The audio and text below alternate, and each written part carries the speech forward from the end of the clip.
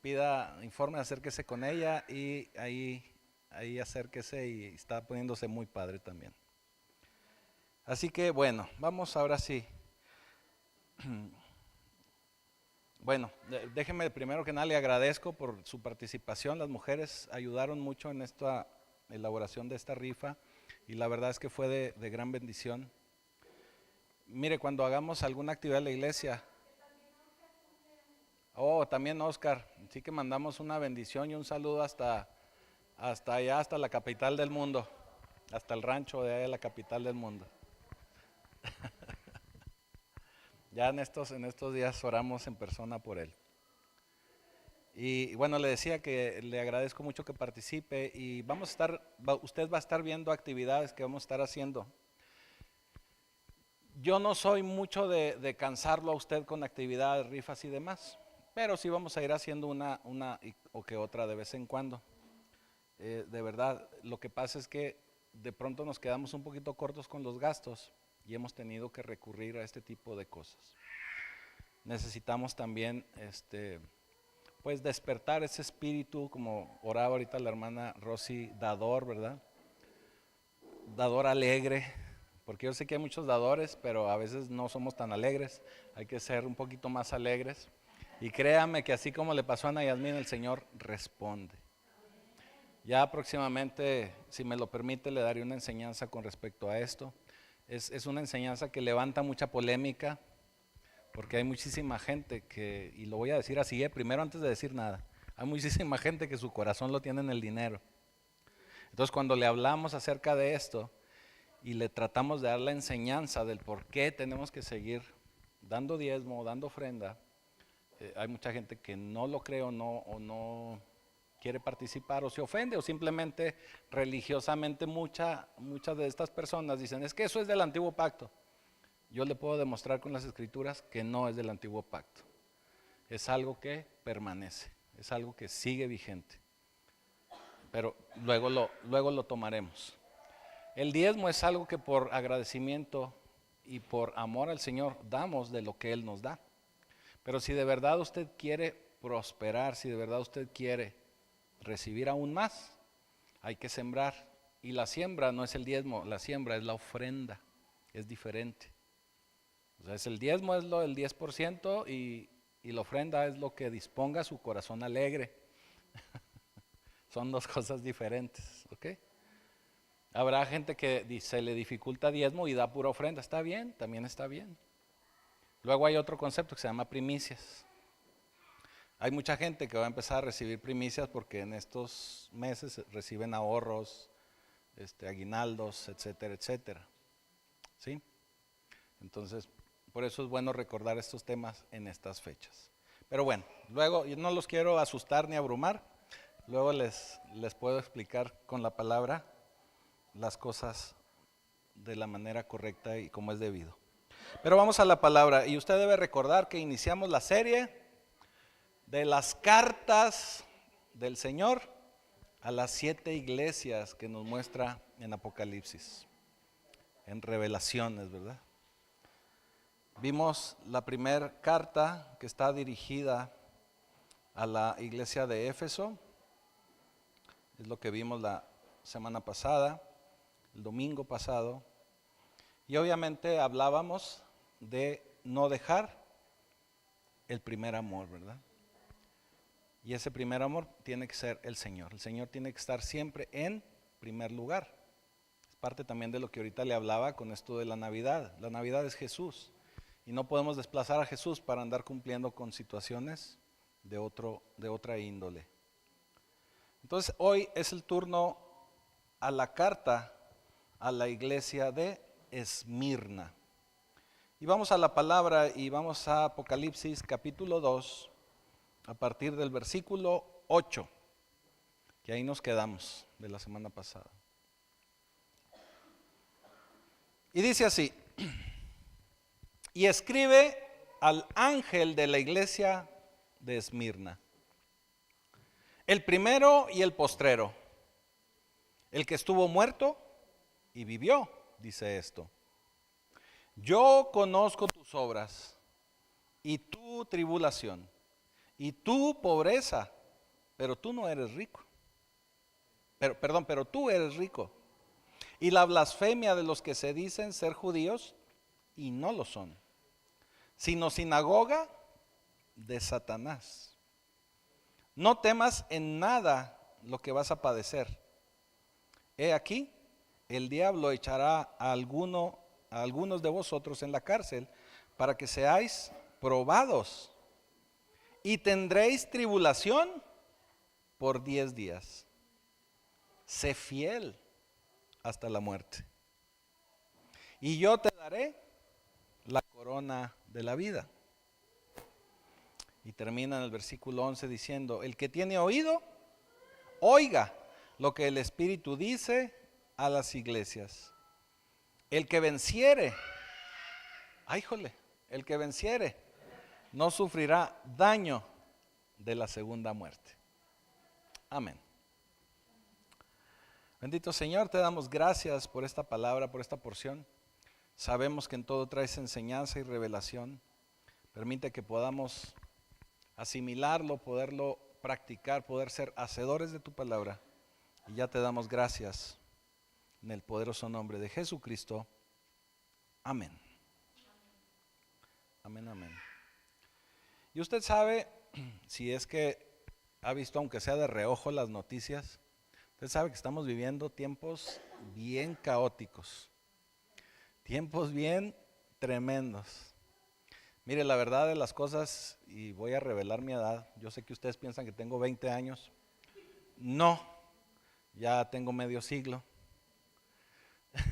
¿Por qué se ríe, hermanas?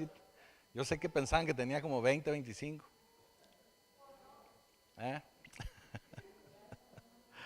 Y en mi medio siglo de vida nunca me imaginé ver cosas como las que estamos viendo, de verdad. Y voy a sonar a gente todavía más grande, pero no.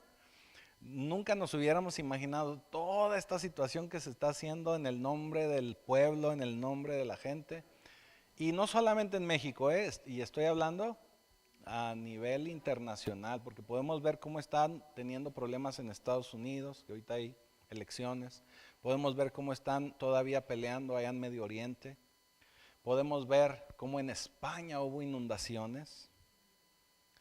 Entonces estamos viviendo tiempos muy caóticos. Y esos tiempos caóticos obligan a que la gente muestre su verdadero ser y muestre su verdadera forma de ser. Le voy a explicar.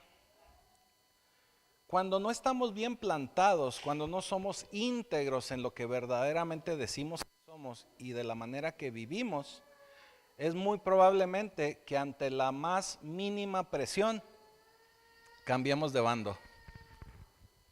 Es muy probablemente que ante la presión social querramos cambiar de bando, querramos cambiar de lugar, querramos cambiar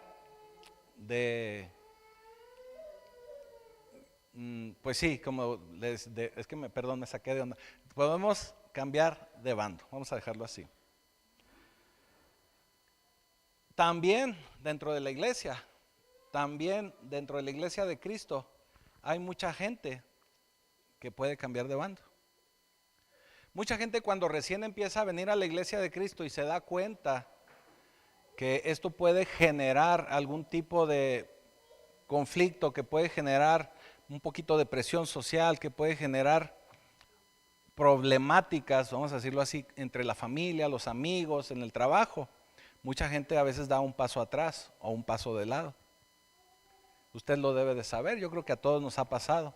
Cuando empezamos en estos caminos del Señor, de pronto la presión se pone interesante.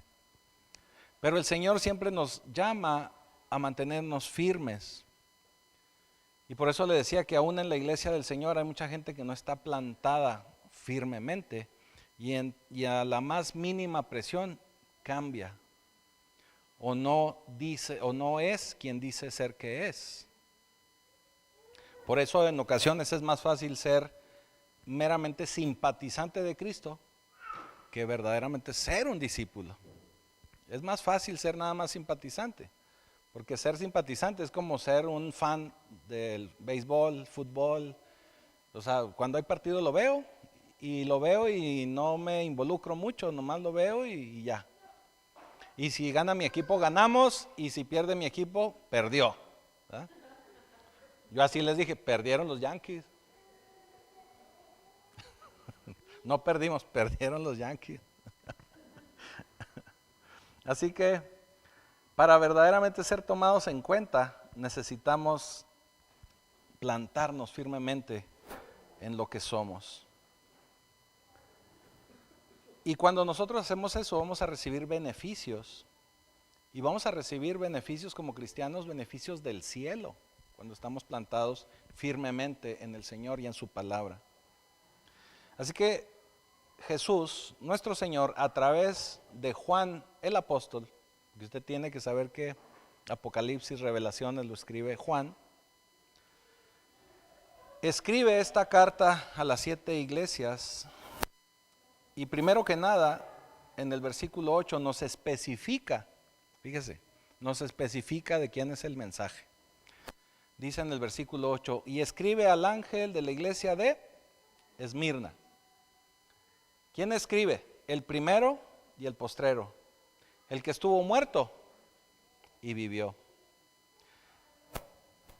Eso quiere decir que si se molestan por lo que hoy vamos a hablar, no maten al mensajero. Tienen que ir a quejarse con el Señor porque Él es el que lo escribió.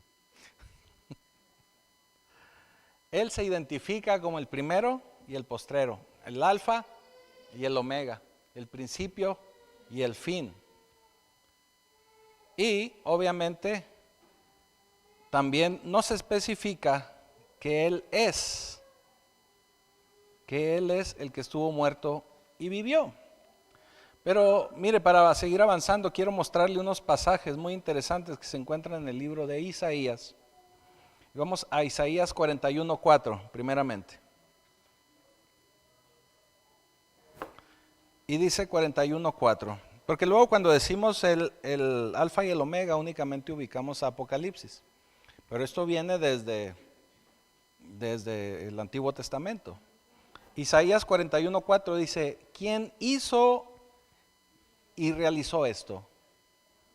¿Quién llama a las generaciones desde el principio?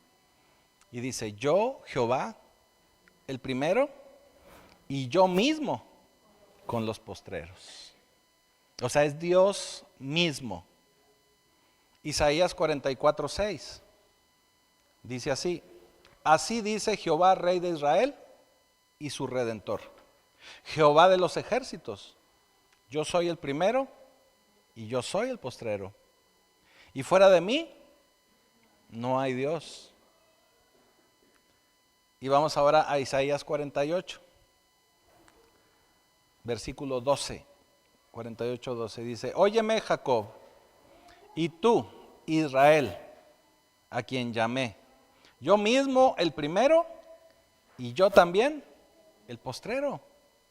Versículo 13 dice, mi mano fundó también la tierra, y mi mano derecha midió los cielos con el palmo. Al llamarlos, comparecieron juntamente.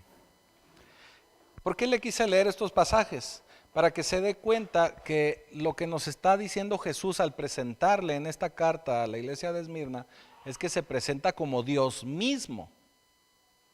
Tenemos que entender que Jesús, y en el libro de Hebreos también nos lo aclara y nos lo especifica, Jesús es Dios mismo. Es Dios obviamente en su figura de Dios Hijo, pero sigue siendo Dios, es el mismo Dios. Jesús está declarando aquí mismo que Él es Dios, y por eso utiliza todas estas designaciones del Antiguo Testamento para que la gente pueda alcanzar a ver que es Dios. Y luego también termina diciendo, el que estuvo muerto y vivió.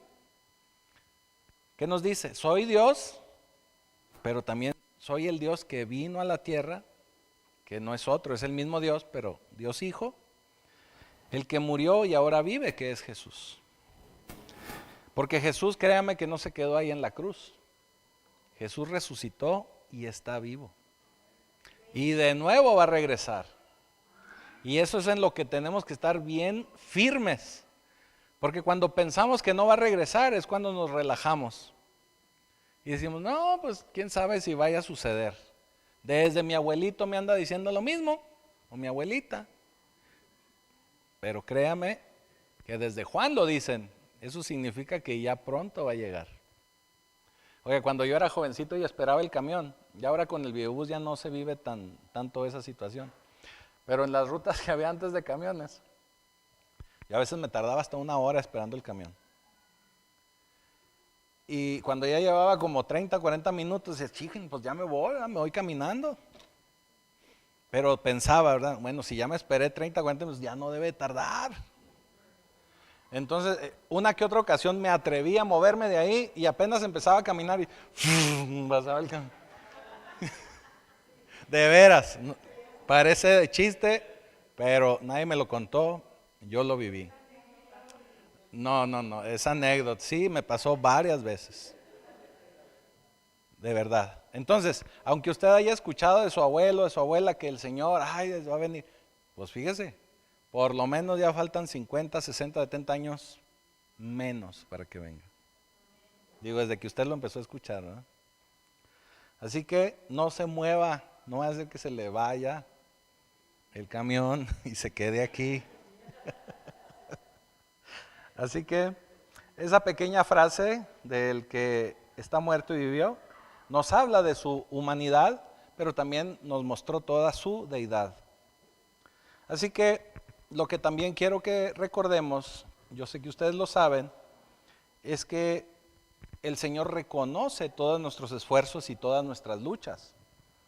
Porque Dios se hizo hombre, la figura de Jesucristo, porque Él quería entender todas nuestras situaciones y pasiones. Y yo le puedo asegurar que cualquier situación que usted que esté viviendo o pasando, el Señor también la vivió.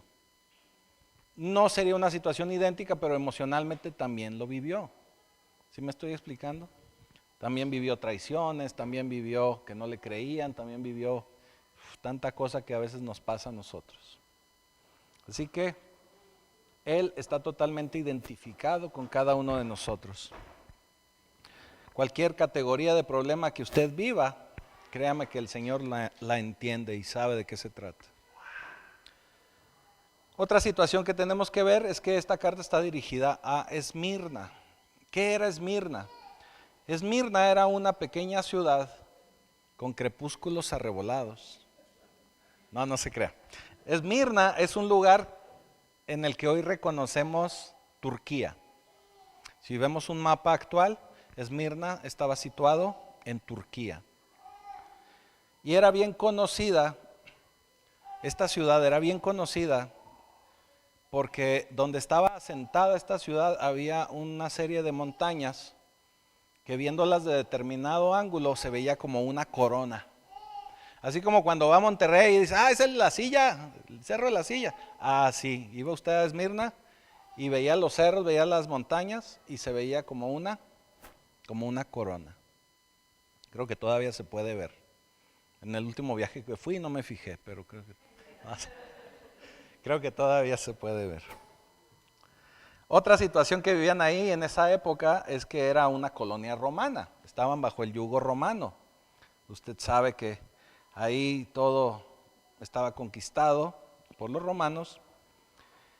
Y cuando los romanos se topaban con estos cristianos que únicamente reconocían a Jehová, a Elohim y a Jesucristo como su Señor, pues estaban en problemas. Porque ellos no se querían inclinar ante ningún César, ante ningún dios pagano. Entonces los romanos pues se encendían en ira y pues era un problema. Y cuando esto sucedía, pues los romanos presionaban de diferentes maneras. Obviamente los tenían sometidos, pero también cuando la gente era muy rebelde, usaban el poder del Estado, el poder romano, y les incautaban las propiedades. Así que además de meterse en problemas, vamos a trasladarlo a una época moderna, además de meterse en problemas jurídicos, los dejaban sin propiedades. Eso significaba pues que la gente todavía estaba aún más emproblemada. Y si los problemas, teniendo dinero, son problemas, imagínense sin tener dinero, o sin tener ni siquiera casa. Era un verdadero problema. Era muy malo. Así que esta era la situación en la que vivía el pueblo de Cristo. Y dice en el versículo 9, yo conozco tus obras y tu tribulación y tu pobreza, pero tú eres rico. Aquí algo bien interesante, porque el declarar a Jesús era igualmente un rechazo hacia el gobierno, pero déjenme le digo algo, Jesús debe ser el Señor nuestro, sin importar el gobierno que podamos tener, en cada lugar del mundo. Nosotros hoy por hoy aquí en México podemos vivir en una libertad de creencia, en una libertad de culto, hasta ahora, y hago énfasis en eso, hasta ahora. Pero podríamos perder esa libertad, ¿verdad? Si actuásemos de una manera indebida. Así que nuestra lealtad y nuestra filiación primeramente tiene que ser completa y totalmente hacia el Rey de Reyes y Señor de Señores.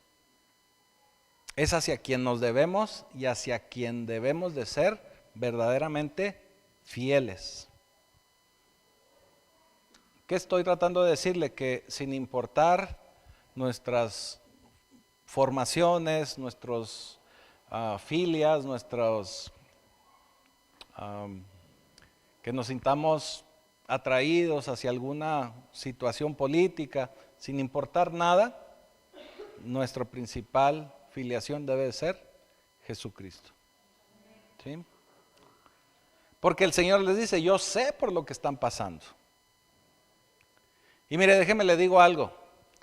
La mayoría de las veces que nos sucede alguna situación, y ya lo habíamos enseñado en días pasados, aún las tragedias, aún las tormentas, aún todas estas situaciones que vemos que suceden en el mundo, todo sucede porque de alguna manera Dios lo permite.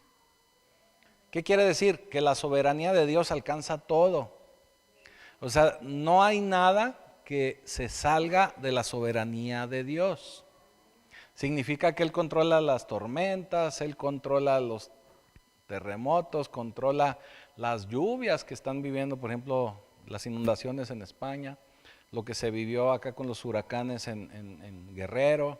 Él controla todo eso, porque Él está buscando que nosotros volteemos nuestro rostro hacia Él. Y mire, para muestra un botón. Vamos a 2 de Crónicas, capítulo 15, versículo 3.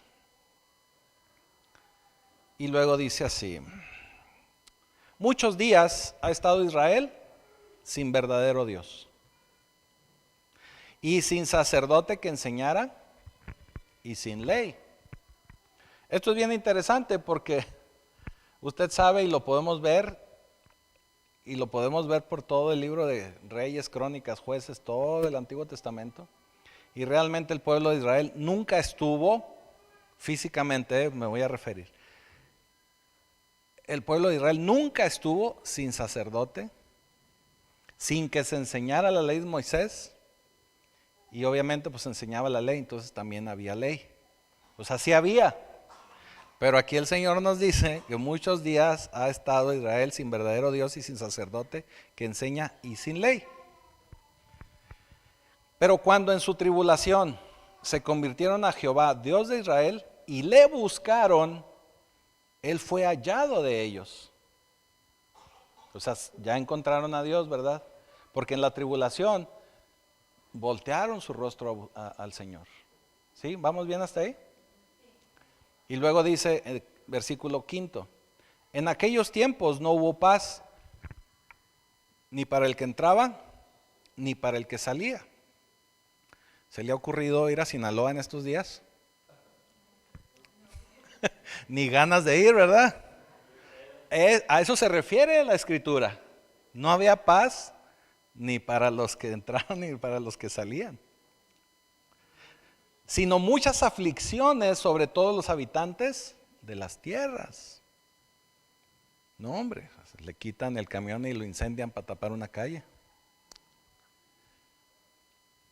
Versículo 6. Y una gente destruía a otra. Y una ciudad a otra ciudad. No son de, no, fíjese las ciudades, Sinaloa, Tijuana, Juárez. Usted se sabe el resto de los nombres. Israel. Y luego termina diciendo el versículo 6. Porque Dios los turbó con toda clase de calamidades. ¿Quién fue el que los turbó? ¿Satanás? No, Dios mismo. ¿Por qué? Porque no volteaban su rostro a Él. Entonces Él tenía que agitar un poquito las cosas para que voltearan a buscar su rostro. ¿Qué necesitamos como pueblo? Buscar a Cristo, buscar al Señor. Más allá de las políticas de seguridad, más allá de la noble labor que hace la Guardia Nacional, el Ejército, los que usted guste, necesitamos voltear a ver a Jesús. Y si el problema lo está provocando Dios, pues con más ganas tenemos que buscar a Dios para que nos ayude a salir de ese problema. ¿Estamos de acuerdo? Así que si su problema es Dios, nadie lo va a librar de ahí, solamente Dios lo va a librar. Si dejamos fuera a Jesús, imagine hasta dónde podemos llegar en este país. Si ya ahorita estamos en problemas serios. Así que sus problemas personales, familiares, realmente no son gran cosa para el poderío del Señor. Lo único que necesitamos es afianzarnos en el Señor. En el Señor. Pero Él sabe y dice, sabe que necesitamos la humildad. Dice 2 Corintios 12, versículo 7. Y para que la grandeza de las revelaciones no me exaltase desmedidamente, me fue dado un aguijón en mi carne, un mensajero de Satanás que me abofeté para que no me enaltezca de sobremanera. ¿Qué significa? Que tenemos que buscar al Señor, tenemos que tener una relación con Él, pero tenemos que también mantenernos en humildad, porque también el Señor, también en eso tiene cuidado de poner a alguien que nos recuerde de dónde nos sacó. ¿Sí? ¿Vamos bien? Así que el Señor nos dice, mi gracia es suficiente y en tu debilidad nos va a hacer fuertes. Así que no perdamos la fe, hermanos. Dios va a dejar que sucedan cosas, pero nunca va a dejar que sucedan cosas más allá de lo que nosotros mismos podamos soportar, ¿sí? Retener y que podamos de alguna manera voltear a ver su rostro. Y otra de las razones por la que Él quiere que volteemos a verlo y que Él quiere que nos mantengamos en humildad es porque Él quiere utilizarnos a cada uno de nosotros. Mire, usted tiene que tener muy en claro que el venir a Cristo y el ser discípulo de Cristo no es nada más venir a escuchar un mensaje del pastor que a veces me cae regordo, sino que también usted madure de tal manera, porque Él quiere usarlo a usted también para llevar una palabra, para apoyar a alguien, para ayudar a alguien más. O sea, todos nosotros somos servidores del Señor. Todos estamos en iguales circunstancias, créame. Todos. Usted puede ser un instrumento muy útil, y yo sé que lo es, en las manos del Señor. En las manos del Señor. El Señor consuela nuestras tribulaciones para que nosotros podamos consolar a otros. Eso nos lo dice en 2 Corintios 1:4. 2 Corintios 1:4. Dice, Él, el cual nos consuela en todas nuestras tribulaciones, para que podamos también nosotros consolar a los que están en cualquier tribulación, por medio de la consolación con que nosotros somos consolados por Dios. Esto, traduciéndoselo para entenderlo un poquito mejor, es que cuando usted supera una situación, un problema, una carga, una atadura, Usted tiene la autoridad que viene de Dios para ayudar a alguien y decirle, mira, yo pasé por lo mismo que tú. Y el Señor me fortaleció, y el Señor me ayudó, y lo que yo hice fue esto, tal vez te puede servir para que tú también lo hagas. O yo lo hice de esta manera, pero tú búscale, o mira, vamos juntos a la iglesia, vamos juntos a esto, para que el Señor nos diga cómo le vas a hacer. De eso se trata, esa es la autoridad que nos da el Señor. ¿Qué le estoy diciendo con esto? Que cada una de las situaciones que usted está viviendo actualmente en su vida, en su trabajo, en su matrimonio, en el ámbito donde usted se desarrolle, es porque Dios le va a usar de alguna manera para ayudar a alguien más. De verdad que lo va a hacer. Así que no deje pasar las cosas, y si se le presenta una situación, ayude, bendiga, dé una palabra. Obviamente también Él quiere que nosotros podamos tener crecimiento, y de esto ya hemos hablado ampliamente. Por eso es importante que maduremos rápido en el Señor. Tenemos que ser lo suficientemente maduros para poder ayudar a alguien más. Por eso el Señor está preocupado y apurado en que todos podamos madurar. ¿Sí? Por eso dice Santiago 1:2, capítulo 1, versículo 2. Hermanos míos, tened por sumo gozo cuando os halléis en diversas pruebas, sabiendo que la prueba de vuestra fe produce paciencia. Yo el otro día escuchaba a la pastora que a alguien le daba consejería. Los manda a saludar la pastora, perdón. Me fui de corridito y la pastora anda ahorita en un asunto ministerial y de descanso. Entonces no nos pudo acompañar, pero usted sabe que siempre le manda a saludar y con mucho amor siempre le recibe. Pero le decía, ella estaba dando consejería y yo escuchaba que le decía a alguien, no sé a quién, nada más de metiche, ¿verdad? Escuchando. Y le decía, no pidas que el Señor te dé paciencia, porque te va a mandar pruebas para que desarrolles paciencia. Obviamente basándonos en este versículo, ¿verdad? Lo predicó el sábado. Con razón me quedé con la idea que se lo escuché, pero no me ubiqué de qué manera. Ayer lo dijo, tienen toda la razón. Qué bueno que pusieron atención. Mi amor, ponles un 10. Y sigue diciendo en el versículo 4, dice, mas tenga la paciencia su obra completa, para que seáis perfectos y cabales, sin que os falte cosa alguna. ¿Sí? Así que las pruebas de nuestra fe son para desarrollarnos a otro nivel, para poder crecer, madurar. Así que siempre va a haber un propósito en cualquier situación que estemos viviendo. Tenemos que verlo de esa manera y tenemos que declararlo. Muy bien. Y obviamente sabemos que el Señor fue un compañero de padecimientos, de sufrimiento. Le decía a él cualquier situación que usted viva, Él ya la vivió. Tenemos que buscar tener esa relación con el Señor, porque Él nos va a entender, porque Él nos va a comprender, porque Él nos va a dar la salida, porque Él conoce y ya sabe de qué se trata. Él es nuestro perfecto intercesor, porque sabe lo que nosotros sentimos como hombres, pero también sabe la perspectiva de Dios. Por eso Él es el único pontífice. Pontífice significa puente. Él es el único puente para llegar a Dios.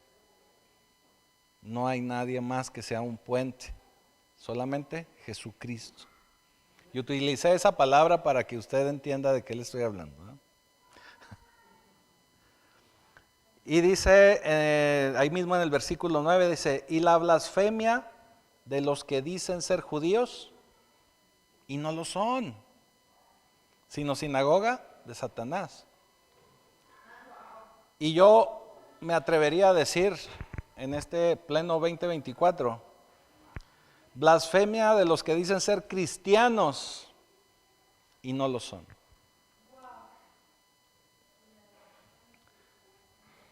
Yo me atrevería también a decirlo. Bueno, ya me atreví, ¿eh? Así que también vamos a enfrentar rechazo de muchísima gente. Cuando usted se compromete en algo, siempre va a haber alguien que lo va a rechazar o que va a empezar a tener conflicto con usted. Y le voy a poner un ejemplo. Usted sabe que yo maquileé muchos años, ¿verdad? Yo fui maquilero muchos años. Y yo veía que cuando llegaba alguien muy trabajador, siempre entraba en conflicto. Porque los demás le decían, oye, no trabajes tanto, nos vas a hacer quedar mal a los que flojeamos. Digo, no se los decían con esas palabras, ¿verdad? Pero se lo estoy traduciendo para que lo entienda. Oye, espérate, tranquilo, nos va a hacer quedar mal. Entonces el sistema los terminaba, los absorbía. Y el chavo que llegaba con muchas ganas y con mucha disposición, muchas ganas de trabajar, pues terminaba también metiéndose en el sistema y ya era igual que los demás. Ya se pasaba las primeras 2 horas de la mañana con el puro cafecito y el chisme de la casa de los famosos. Y se les iba el día, ¿verdad? Por eso ustedes ven las maquiladoras a la hora que van a salir, pues todos corriendo porque no hicieron lo que tenían que hacer cuando lo tenían que hacer. Es otro paradigma, ¿verdad? Pero no nada más ahí, pasa en todos lados. En todos lados pasa. Y luego de repente ve gente que nomás corre por un lado y con otro con una hoja en la mano. Ese es el viejo truco para que vean que estoy muy ocupado. Y no hacen nada, pero todo el día andan con la hojita corriendo. Y la gente que los ve dice, no hombre, es que este cuate trabaja muchísimo. No es cierto, nomás anda despistando al enemigo. Bueno, ya no les voy a dar tips porque van a decir que el pastor los malenseña. Así que hay mucha gente que aunque usted la vea con la Biblia bajo el brazo, no significa que estén comprometidos con el Señor. Por eso yo siempre le insisto, ¿verdad? Y le vuelvo a decir, hay que ser más observantes o tener más, ser más observadores, estar más pues tener más cautela, porque no porque se digan cristianos realmente son. Y mucha gente es así. Sí, y ese discernimiento se lo va dando la madurez. Y a medida que usted va avanzando en esa madurez y va conociendo de la palabra y va conociendo de más cosas del Señor, usted puede distinguirlo con más facilidad.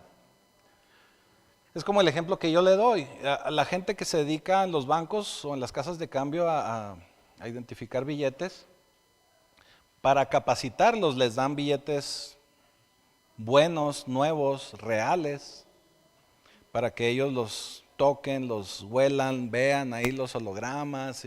Es más, creo que hasta los cajeros de la super ya les dan ese tipo de capacitación. Por eso cuando usted paga, ya ve que ahora ya todos ponen el billetito así. ¿Por qué? Porque los capacitan viendo la realidad, lo que es bueno, lo que es real. Para que el día que le cae un billete que no es real, inmediatamente con que lo agarre, usted ya se va a venir dando cuenta que no es real. Así que no lo capacitan enseñándole lo falso, sino usted tiene que estar capacitado aprendiendo con lo real, con lo que debe de ser, con la palabra de Dios.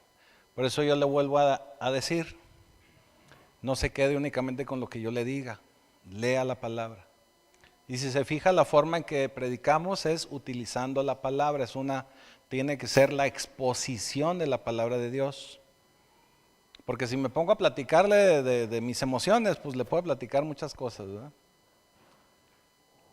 Pero realmente las predicaciones tienen que ser expositivas de la palabra de Dios. ¿Estamos de acuerdo? Eso nos va a ayudar a poder aprender de la palabra de Dios, porque es lo que se tiene que predicar, no otras cosas. Pero bueno, vamos avanzando, porque todavía hay más. Y aparte hay cena del Señor. Dice en el versículo 10, no temas en nada lo que vas a padecer.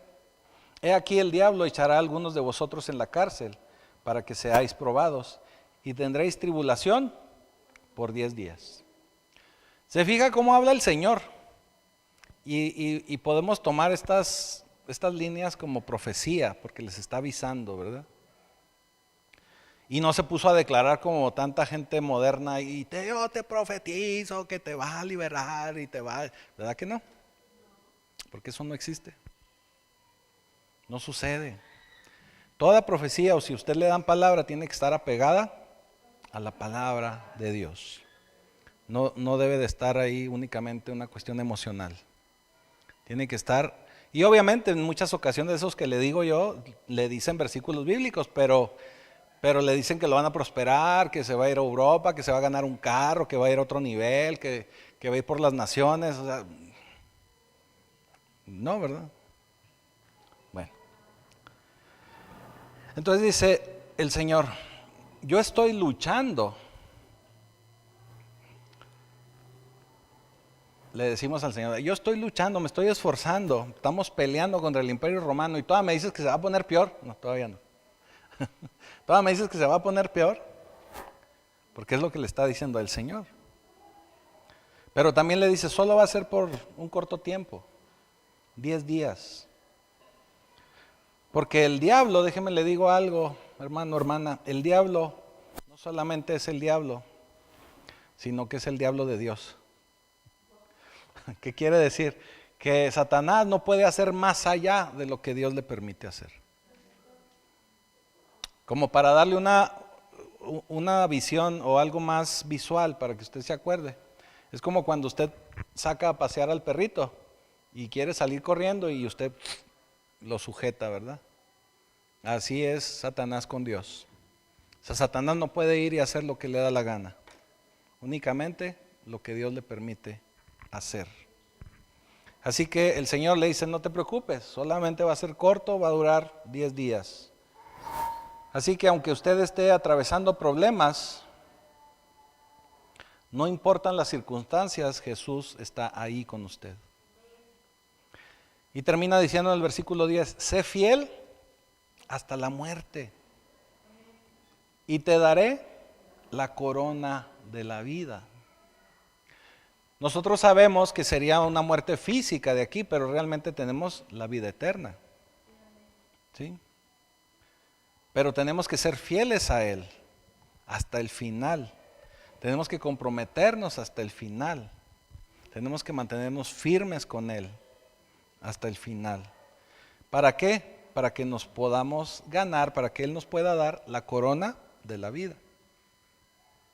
Versículo 11 dice, el que tiene oído, oiga lo que el Espíritu dice a las iglesias. El que venciere, otra vez nos duele recordar el que venciere. Eso nos recuerda que todavía hay cosas que vencer.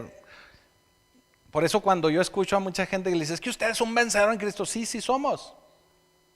Pero tenemos que mantenernos en esa victoria.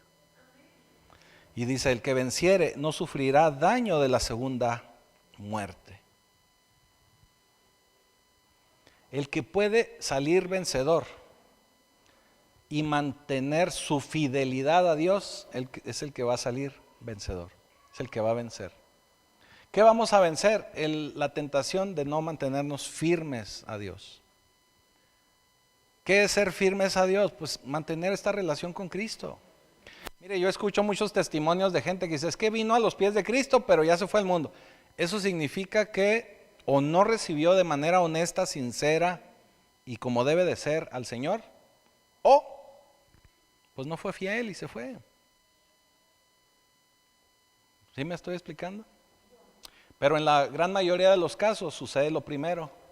Mucha gente viene al Señor, recita la oración de fe, pero no la hizo de corazón y pues se le hace fácil salir a otro lado. Porque cuando, yo se lo puedo comprobar, cuando la verdadera persona o verdaderamente la persona recibe al Señor de todo corazón, es difícil que se aparte de Él. Difícil que se aparte de Él. Porque se tiene que enamorar del Señor. Es tener una relación con Él y le seguimos de esa manera. Y dice, ¿a qué se refiere con la segunda muerte? Dice, no sufrirá daño de la segunda muerte. Y la segunda muerte se refiere a ir nada más y nada menos que al infierno. O sea, no ir a la vida eterna. pero le habla a los cristianos. ¿Qué quiere decir? Que no dejes que alguien más te deje fuera de recibir el máximo galardón del cielo, por andar siguiendo otras cosas y no seguir a Cristo.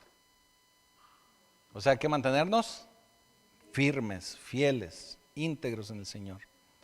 No permitas que alguien más, y lo digo de esta manera, no permitas que alguien más te quite tu recompensa. ¿Quién es ese alguien más? Siempre va a haber alguien más, ¿verdad? Hombre, compadre, vamos a juntarnos a ver el partido, hombre, no vayas a la iglesia. Pues es un ejemplo, nada más. Puede haber muchos. No deje que lo distraigan de su compromiso con la fidelidad al Señor. Y no hablo únicamente de venir a la iglesia, es el todo, es el mantener una relación con el Señor, es el orar, es el buscar de su palabra. Obviamente también venir a la iglesia, pero es un todo. Digo, para que no piense que es porque yo lo quiero tener aquí. No, no, no. Es mantener una fidelidad con el Señor. Porque ¿qué sucede cuando nos quitan esa fidelidad? Puede suceder como aquel hombre que le quitaron su talento. ¿Recuerda la historia que se encuentra en Mateo 25? Que el Señor le entrega talentos a varias personas. Y el último de ellos esconde su talento porque le da miedo, no lo quiere utilizar. Y cuando regresa el Señor, le dice, ¿qué hiciste con el talento que te dice? Pues lo guardé. Pero pues era para que lo trabajaras. Entonces él no se mantuvo fiel al Señor. Y le dice en Mateo 25, 28, dice, quítenle pues el talento y désenlo al que tiene 10 talentos. Que usted no sea este hombre al que le quitan el talento. Porque si no estamos creciendo en la enseñanza del Señor, si no estamos creciendo en su palabra, y lo tengo que decir de esta manera, si alguien, por aquellos que nos vean por allá del otro lado del mar, del otro lado del mundo, todos los millones de seguidores que tenemos ahí en YouTube, amén, pues ándele, amén, todos. Lo tengo que decir así. Si alguien está fallando como iglesia en esos lugares, es porque no está creciendo la gente, o es porque no está ayudándole a la gente a crecer. Nosotros, si no crecemos, fallaríamos como iglesia. Tenemos que crecer, tenemos que ir avanzando, tenemos que crecer en la madurez. ¿Sí? No podemos permanecer igual, no podemos seguir igual. Es lo que nosotros normalmente manifestamos y le decimos. Cuando alguien entra por esa puerta, tiene que empezar a tener un cambio en su vida. Lo vamos a recibir, lo vamos a amar a cualquier persona que llegue ahí, inclusive si es un tazo dorado con holograma. Lo vamos a recibir, lo vamos a amar, pero tiene que tener un cambio. Y todos tenemos que ayudarle a que tenga ese cambio. ¿Sí? Así que tenemos que ser ese tipo de cristiano, un cristiano comprometido con el Señor. Ser fieles en todo momento, ser fieles hasta el final. Mire, le voy a poner un ejemplo y no quiero que me lo tome a mal. Hay una película muy bonita que vi hace poco. No es nueva, pero tampoco no es tan nueva, pero yo la vi hace poco porque la vi ahí en una plataforma. Y es una película de un perrito que se llama Arthur. Arthur, así se llama la película. Y es una película muy interesante. La verdad es que yo la vi que ya la habían puesto ahí en la plataforma y no se me antojaba verla. De verdad. Porque se me figuraba que era una película que no iba a tener mucha trama, mucha acción, lo que fuera. Y no se me antojaba mucho. Pero un día de esos que no hallábamos qué ver, se me ocurrió. Y vamos a ver. Y la verdad es que está muy bonita. Y está muy bonita porque, no se la quiero spoilear, pero trata de un perrito, que es un perrito de la calle, que es maltratado y en todos lados lo maltratan, batalla, los demás perros le hacen bullying. Sí. Lo bulean los demás perros y bueno, en fin, pobrecito. Y ocurre que hay unas competencias, todo esto se desarrolla en el Ecuador, en el país de Ecuador, y hay unas competencias donde van deportistas de esos que andan en bicicleta, en unas canoas, corren, caminan, o sea, no sé cómo se le llama esa competencia, pero como maratón. Pero es un maratón así como que más intensivo, no es el maratón de las Olimpiadas, es como que un poco diferente. Y se encuentran al perrito y uno de los deportistas le da de comer. Y el perrito, en ese agradecimiento, empezó a seguirlos. Y empezó a ir con ellos y no se separaba. Pero no solo eso, sino que hay una escena donde evita que ellos puedan morir, porque los salva de caer ahí en un barranco.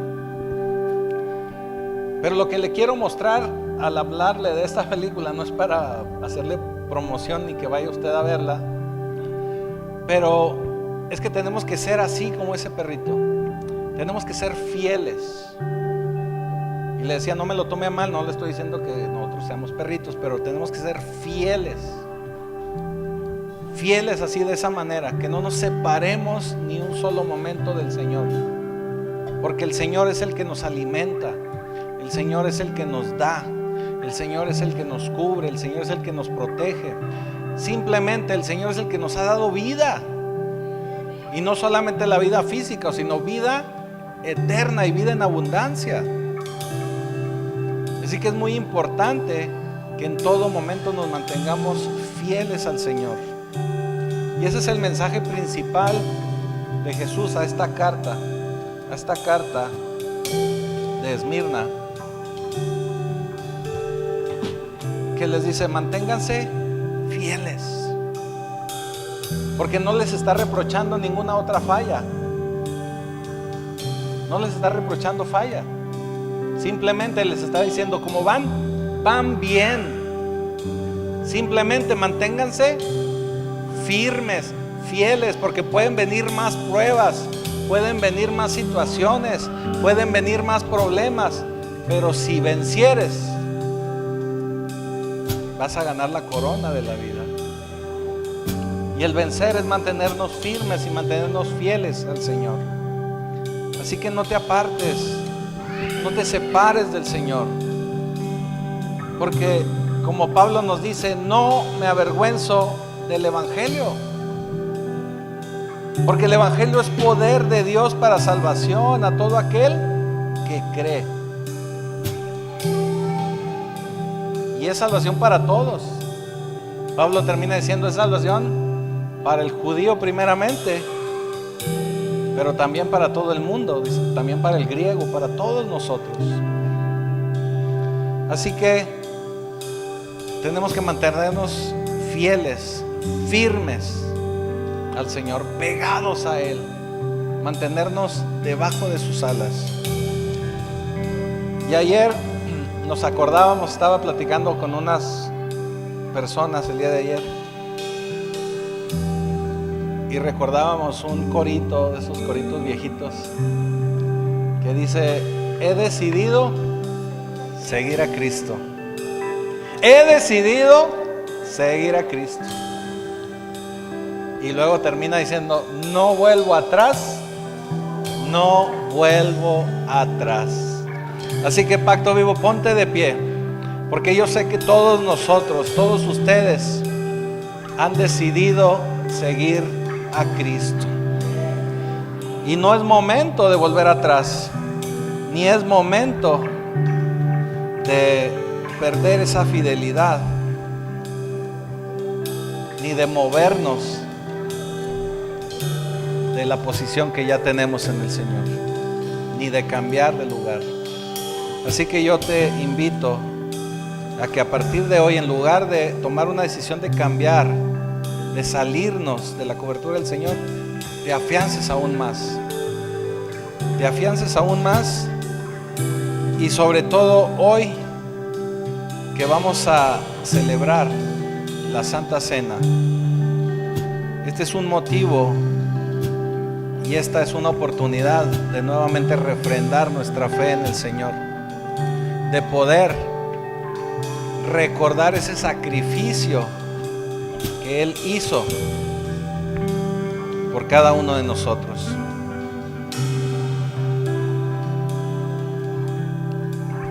La cena del Señor es algo hermoso y algo que siempre tenemos que recordar, porque por medio de esta celebración es que recordamos el sacrificio de nuestro Señor Jesucristo. Usted tiene que recordar que el Señor ha dicho que Él es el pan de vida, y Él en esta Santa Cena se representa a Él mismo cuando toma un pedazo de pan y lo parte en señal de lo que habría de pasarle a Él. Por eso lo levanta y lo parte y dice: este es el pan de vida. Este es el pan de vida que descendió del cielo. Y sigue diciendo: no es como el maná que comieron tus antepasados. El que verdaderamente coma de este pan vivirá eternamente. Así lo externa Él. Pero no solamente recuerda su cuerpo que fue molido y partido en ese sacrificio, sino que también levanta la copa y nos recuerda que el vino siempre va a ser señal de alegría, siempre va a ser señal de estar contentos, de celebración, pero también es en señal de pacto, porque Él nos recuerda que su sangre será derramada en ese sacrificio para establecer un nuevo pacto, un pacto mucho mejor que el primero, un pacto en el que ahora todos y cada uno de nosotros que creemos en Él estamos incluidos.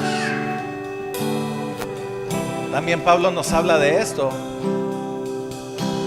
y nos dice que nosotros somos los herederos de toda esta bendición. Por eso en la Biblia hablamos de un antiguo pacto, de un antiguo testamento, y ahora un nuevo pacto, un nuevo testamento.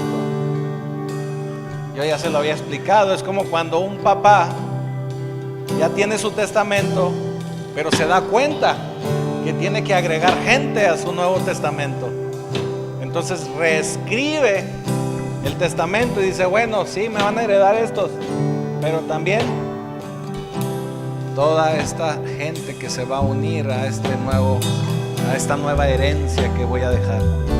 Voy a incluir a Juan, voy a incluir a George, voy a incluir a Carlos. Ya con Carlos ya terminé toda la iglesia. Voy a incluir a Martín y a todos y cada uno de ustedes. Así que este es el momento en el que tenemos que recordar este sacrificio y nuevamente establecer ese pacto con el Señor. Así que nadie se quede sin celebrar la Santa Cena.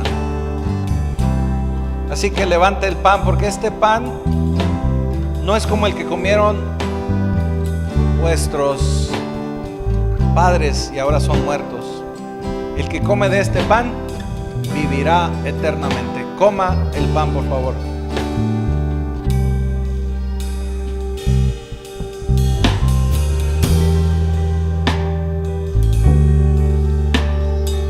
Y casi todo es purificado según la ley con sangre, y sin derramamiento de sangre no se hace remisión. Pero si todos estamos en luz, andamos en luz como Él está en luz, tenemos comunión entre nosotros, y la sangre de Jesucristo su Hijo nos limpia de todo pecado. Tome por favor el vino.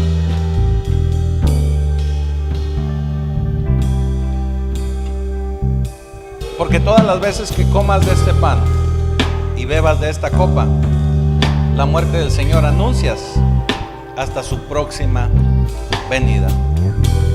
Bendito Señor, bendito Padre Celestial, te damos gracias por esta celebración, por recordar este pacto que tú tienes con tu pueblo.